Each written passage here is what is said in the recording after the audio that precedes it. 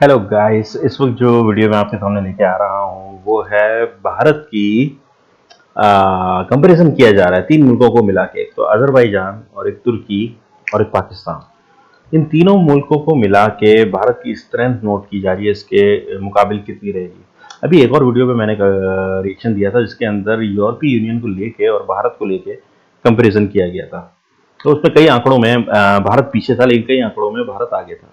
तो ऐसे ही इसके अंदर हम इस वीडियो के अंदर देखते हैं कि भारत जो है, जब इन तीन इस्लामिक ममालिक को मिलाया जाएगा तो आंकड़े भारत के कैसे होंगे, क्या कंपैरिजन में कैसा लगता है, कैसे इसको मतलब कि डिफरेंस क्या निकलता है, क्या मुकाबला बैठता है। चलिए देखते हैं। बहुत अच्छी वीडियो है, लिंक इनका डिस्क्रिप्शन में मिल जाएगा। इनको लाइक एंड सब्सक्राइब जरूर कीजिएगा और मुझे भी लाइक एंड सब्सक्राइब जरूर कीजिएगा। फिर मिलते हैं आपको, बल्कि पहले वीडियो देखते हैं, उसके बाद फिर देते हैं रिव्यू आपको। ठीक है, चलिए। दोस्तों, इस समय भारत एक बहुत ही अग्रेसिव फॉरेन पॉलिसी लेकर चल रहा है और अपनी अंतर्राष्ट्रीय छवि व डिफेंस पर उंगली उठाने वाले हर एक देश को ईंट का जवाब पत्थर से दे रहा है। फिर चाहे भारत के खिलाफ पाकिस्तान को शह देने वाला चीन हो या कश्मीर पर बोलने वाली तुर्की, भारत किसी को भी बख्शने के मूड में नहीं है। भारत ने साउथ चाइना सी में चीन का विरोध कर रहे फिलीपींस को दुनिया की सबसे तेज व खतरनाक ब्रह्मोस मिसाइल देने की डील की है। इसके अलावा ऑस्ट्रेलिया, अमेरिका व जापान के साथ मिलकर क्वाड को ज्वाइन करते हुए चीन के खिलाफ एक बड़ा ताकतवर गुट तैयार कर लिया है और चीन को ये कड़ा संदेश दे दिया है कि अब भारत केवल लद्दाख से लेकर अरुणाचल प्रदेश तक ही चीन के अग्रेसन का जवाब नहीं देगा, बल्कि उसके दरवाजे पर जाकर भी अपने हैवी पार्टनर्स के साथ चीन को धमका सकता है। इसी प्रकार पाकिस्तान को सपोर्ट करने वाली व यूनाइटेड नेशंस में बार बार कश्मीर का मुद्दा उठाने वाली तुर्की को सबक सिखाने के लिए भी भारत ने तुर्की विरोधी देशों से हाथ मिला लिया है। भारत ने तुर्की और साइप्रस के बीच के विवाद का जिक्र यूनाइटेड नेशंस में करना शुरू किया है। तुर्की के दुश्मन ग्रीस के साथ भारत आगे डिफेंस डील कर सकता है, तो वहीं आर्मेनिया को पहले स्वाति रडार सिस्टम देकर और अब भारत में ही निर्मित Pinaka multi barrel rocket launcher बेचकर भारत ने आर्मेनिया को अजरबैजान के सामने और भी ज्यादा मजबूत कर दिया है। अजरबैजान को तुर्की और पाकिस्तान का भरपूर सपोर्ट है और इनके हथियारों का इस्तेमाल करके ही अजरबैजान ने आर्मेनिया को युद्ध में हरा दिया था। लेकिन अब भारत ने आर्मेनिया को सपोर्ट करना शुरू कर दिया है, जिसे देखकर बेशक तुर्की, पाकिस्तान और अजरबैजान को मिर्ची जरूर लगी होगी।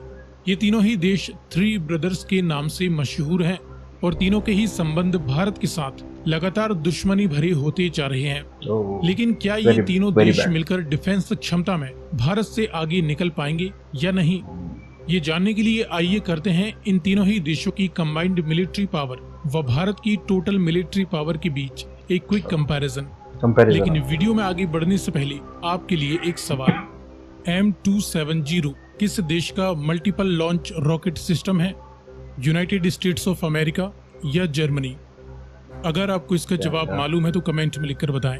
साथ ही जानकारी पसंद आए तो वीडियो को लाइक एंड शेयर करते हुए चैनल को सब्सक्राइब करना ना भूलें। अब चलिए शुरू करते हैं। शुरुआत करें कुछ बेसिक फैक्ट्स के बीच कंपैरिजन से। इसमें सबसे पहले बात करें ग्लोबल लैंड मास कवर की, तो पाकिस्तान, अजरबैजान और तुर्की तीनों देश मिलाकर कुल दुनिया की 1.1% भूभाग को ही कवर करते हैं। भारत अकेले ही पूरी दुनिया के करीबन 2% ग्लोबल लैंड मास को कवर करता है। दुनिया की टोटल पॉपुलेशन 800 करोड़ की लगभग होने वाली है। इसमें इन तीनों ही देशों की कंबाइंड पॉपुलेशन महज 32 करोड़ के आसपास ही है। अकेले भारत की टोटल पॉपुलेशन 138 से 140 करोड़ की समथिंग हो चुकी है। शेयर इन वर्ल्ड पॉपुलेशन देखें तो ये तीनों ही देश मिलकर दुनिया की कुल जनसंख्या का 4% हिस्सा शामिल करते हैं। भारत पूरी दुनिया की 17.2% आबादी रखने वाला देश है।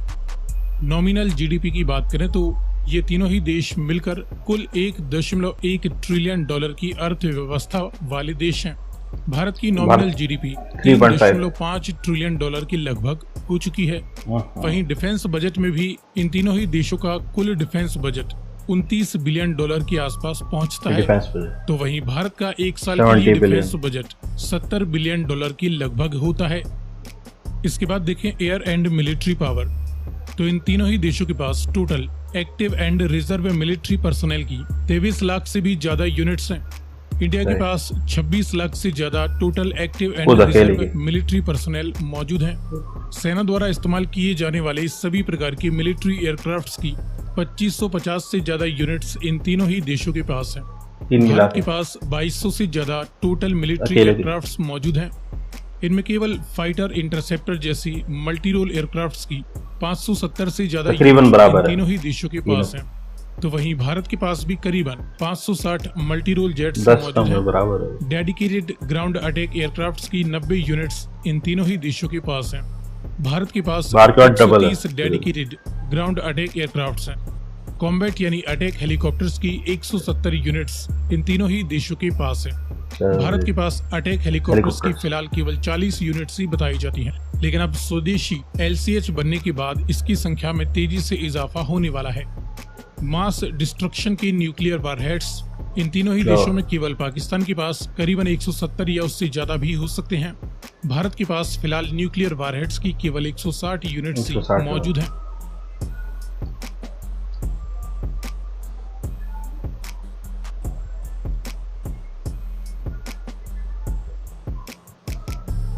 इसके बाद देखें जमीनी ताकत, तो इस फील्ड में मैन बैटल टैंक्स की 6100 से ज्यादा यूनिट्स इन तीनों ही देशों के पास हैं। भारत के पास करीबन 4700 मैन बैटल टैंक्स मौजूद हैं। इनमें सभी प्रकार के हैवी और लाइट बैटल टैंक्स भी शामिल हैं। इसके बाद इन्फेंट्री फाइटिंग व्हीकल्स और आर्मर्ड पर्सनल कैरियर्स जैसे टोटल आर्मर्ड व्हीकल्स की 25,000 से ज्यादा यूनिट्स इन तीनों देशों के पास कंबाइंड तौर पर आधी है, लेकिन भारत के पास 12,000 से ज्यादा टोटल आर्मर्ड व्हीकल्स मौजूद हैं।